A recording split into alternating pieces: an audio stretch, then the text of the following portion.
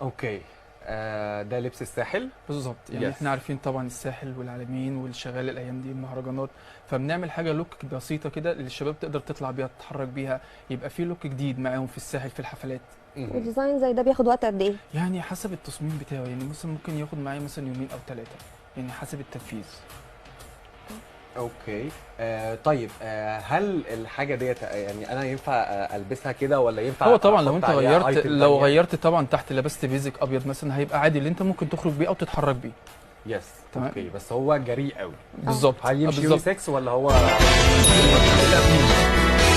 طبعا التايجر احنا عارفينه طبعا مع الابيض ده، طبعا انت ممكن تنزل بيه تسهر بيه، تكون عندك حفله مثلا تحضر بيها. الايام دي طبعا الحفلات شغاله، فهيبقى بالنسبه لك خفيف ولوك جديد، فاهم؟